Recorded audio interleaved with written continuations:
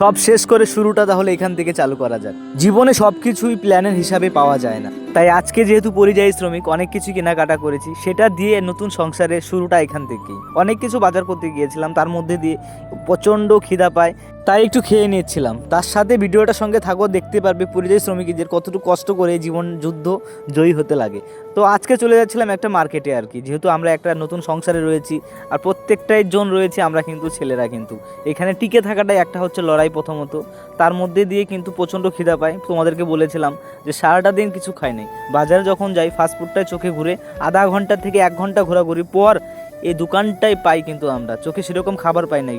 আমরা খুঁজছিলাম যে একটু মাছ ভাত পাওয়ার জন্য, তো কী করবো, যেটা পেয়েছি সামনে সেটা দিয়েই চালু করা যায় করলাম আর কি। তারপর কিছু জিনিসপত্র নিয়ে নিলাম, আমাদের যেটা পেঁয়াজ কাটা থেকে শুরু করে আমাদের হান্ডি যা বলি আর কি, থালা বাসন সব কিছু কেনাকাটার পর আমরা এখানে ফাইনালি চলে আসি কিছু কাপড় চাপড় কেনার জন্য। তার কারণ একদম যেহেতু নতুন সংসার, কিছু বেড কাভার নিয়ে নিচ্ছিলাম, তার কারণ এটা লাগবে নিচে আমাদের দেওয়ার জন্য।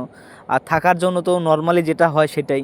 কিছু ডিজে বাগারা দেখছিলাম, কিন্তু এগুলো আমরা নিব না, তার কারণ এখন আমরা নতুন নতুন আসছি, তো কিছু ইলেকট্রিক সামান আমাদের দরকার। যেরকম আমরা বুঝতেই পারছো গরমের দিন চলছে মুম্বাইতে, তাই একটু ফ্যান কালেকশন করে নিলাম। গালামালের ব্যাপারটা একটু রয়েছে, তো সব কিছু এখান থেকে যদি নিয়ে নিই তাহলে আমাদের কিছু কম বাজেটের মধ্যে হয়ে যাবে।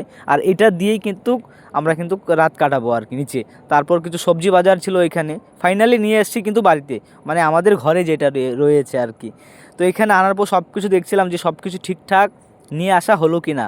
তো মোটামুটি যাই হোক, একটা প্রথম দিনের বাজার তোমরা জানোই অনেক কিছু ভুল হয়ে যায়, তার মধ্যে দিয়ে নিয়ে আসছি যতটুকুই আর কি, তো চলে আর কি। তারপর ধীরে ধীরে সেই সংসারটা আমরা কিন্তু বাড়াই, আর সব কিছুই এক এক করে মিলিয়ে দেখছিলাম যে আবার কোনোটা তো আবার মানে না দেওয়ার মধ্যে আবার ছেড়ে যায় নাই। তো তো যাই হোক, এরকম করেই ছিল আর কি। তো সংসারের এই পর্যন্ত এটুকুই কিনলাম।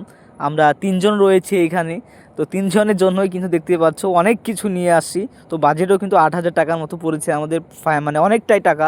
এখানটা হয়েছে আমাদের থাকার জন্য, প্লাস আমাদের হচ্ছে বাথরুম থেকে শুরু করে সব কিছুই। গলিগুলো দেখলে মনে হয় এখানে কোথায় একটা অন্য দেশে চলে আসি, একটা সাউথ আফ্রিকা বা একটা অন্য কিছু মনে করতে পারো আর কি, যে কেউই নেই। তারপরেও কিন্তু এখানে যুদ্ধটা কিন্তু অনেক, তার কারণ লুক তো রয়েছে, সেই জিনিসটা তোমাদেরকে দেখাবো একটা দিন। তার সাথে দেখো এখানে আমাদের ফাইনালি যখন রুমটা পরিষ্কার করলাম কত সুন্দর ঝকঝকা দেখা যাচ্ছে। রাত্রেবেলায় ডিউটির সময় কিন্তু ফাস্টফুড কিন্তু আমাদের কিন্তু কোম্পানি থেকেই দেয়, তো আমরা কিন্তু এভাবেই খাচ্ছিলাম। তো যখন 8টা বাজে তখন আমাদের প্রতিদিনেই কিন্তু খাবারটা আসে। তো 9টা থেকে 6টা আমাদের হচ্ছে এক ডিউটি, তারপর হচ্ছে কি আমাদের বাকি ওভার টাইম হয় আর কি। তো এরকম করে চলছে জীবন। তো কার কার জীবন এরকম চলছে বাইরে পরিযায়ীর, আশা করি প্রত্যেকজন যারা আর কি ভিডিওটা দেখছো কমেন্টে সেটা লোকে করবে না। তবে একটা কথা, যারা বাইরে খাটে তাদের যে কতটুকু কষ্ট যারা খাটে একমাত্র তারাই জানে। কি ঠিক বলছি তো?